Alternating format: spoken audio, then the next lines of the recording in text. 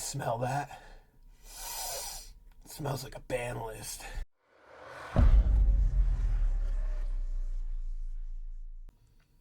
What's up, you guys? It's that time again.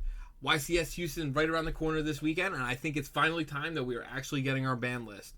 So last band list I dropped, or prediction I dropped, was like a month ago, so there's been some time to stew on what I think may be changing from my original thoughts, so I figured I'd share them with you guys. First, again, with last video, I'll start with like the boring stuff that I think no one really cares about. The things that are just honestly going to go to unlimited from what they hit unhit from last band list, and that's things like Perform Pal Monkey, the two danger cards, and the Eva. I think these are just going to go back to unlimited. Nothing to really write to home here. One of the big changes from the last list that I was thinking about is I mentioned for Ryzel and Malice specifically, I didn't think they were going to hit anything main deck wise to sell sets. I had a little bit of a change of heart the more I thought about this card and, playing the deck, things like that. This card's just broken. X Ryzel needs to go to 1. And I think they will do it, even though they still have some stuff to sell for support for this. The fact the card is a searcher and a breaker is just absolutely insane. And then with also the limit of Bonfire, limiting these two helps sell the new Maze set, which has 7 Tachyon in it. So I can definitely see both of these getting limited. To at least, also kind of hurt the consistency of the deck, even though they still got 7 Tachyon. Water and Shark players are not going to be happy with this ban list taking strays. So I know a lot of people are calling for a Toad ban. I don't think that's the right call, to be honest with you. I think if you can naturally make Toad with the level 2s and etc., that's fine. I think the biggest enabler is Bahamut Shark. Bahamut Shark also lets you just get into other rank 3 or lower plays. I think, honestly, this is the enabler for everything that should actually just get hit. I think that's one of the surprise ones, to be honest with you. I think the most no-brainer hit, though, of the whole thing is Abyss Dweller. This card is just super oppressive. You can honestly make this card blind a lot of times. It's happened to me. And you just lose on the spot to a blind Dweller. And it sucks, to be honest with you. So this card, I think, is definitely like the card that's definitely going to get hit this next list. And then we'll... sorry about that. We'll talk about Fiendsmith. So Fiendsmith, I think we can throw this in honorable mentions. I know people are expecting River Hit, and I especially think now that it's been allegedly in Stampede. I don't think, like I thought originally, this card is going to get hit at all. I don't think this is the card to hit in this archetype. The whole archetype revolves around this one card. This card gets hit, the whole archetype's dead. So instead of Engraver, I was thinking it would have to be 2 hits for this specifically, because this would also hurt Ryzel at the same time. Is you hit both Evil Swarm Exciton Knight and the Moon. Obviously for Ryzel or other rank 4 decks, this helps cut off Fiendsmith from rank 4 decks. And then for Moon, this cuts it off from everything else.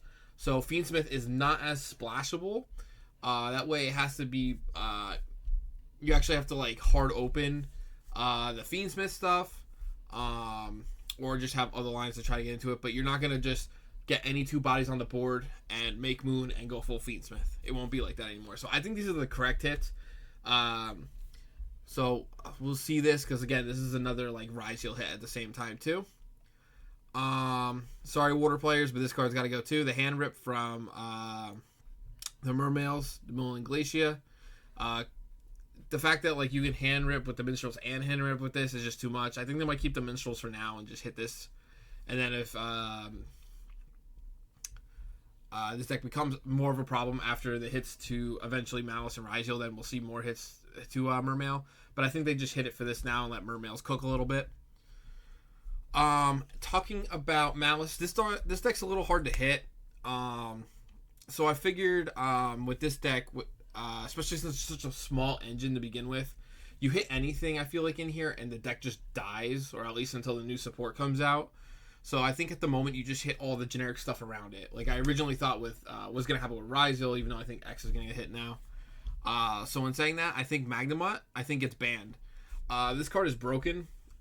Not only obviously is it an extender for Malice, the fact that in other decks that play dragons, it can just search for any dragon monster. So, not that I think anything Blue Eyes or Blue Eyes Primite's going to get hit, but technically it's a small hit, right? If you hit Magnemite indirectly, because they can't just Magnemite something and then search for any of their starters like Barrel next play. So it does kind of hurt them a little bit, but this is mainly for Malice. Sticking with the Bestial theme, I don't think we get Druid banned yet, but I think he gets limited. There's an argument saying, that, you limit this, you just play more Sarniers or Lebellions in the Malice deck, but I feel like, honestly, Druid would go into one anyway. Still feels good, because running into back-to-back Druids in, subsequent turns just feels terrible. And then it's a little bit of ban heavy, I know. Probably a little too much for an actual Konami list. I think they banned the Griffin. I think Griffin finally goes. He's been around for a little too long, and this will help stop one of the generic end board pieces for Malice. And then I think they limit Allure. I'm pretty sure Allure is limited in the OCG, and it hasn't really done much. But if you're hitting the Bestials, you're hitting Allure, at least you're hitting some of the stuff around it, so where they have to really see some of their stuff. It does hurt a little bit. It's not going to do too much, but it still technically drops the consistency a little bit. And then I do think we finally get Masterpiece off the ban list, because it's not going to do anything. I think we're going to get it at 1. He's in Stampede, or allegedly in Stampede. I'm not sure if he's confirmed yet, but I think we get him limited. And then I think we also get Heavy Storm off the list at 1. This can be an indirect hit to any back row decks, including like Blue Eyes Primite, right? Because now you have to contend with Harpies, Lightning Storm, and now Heavy Storm.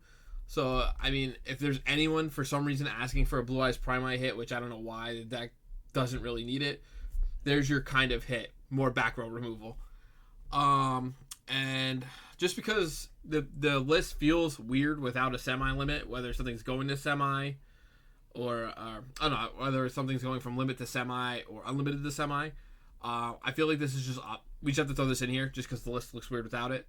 Plus, it's going to be in Stampede as QCR, so it would make sense to sell. If those Dino players that really want to pick up QCR miscs, they can try to pull more of them. So put this at 2.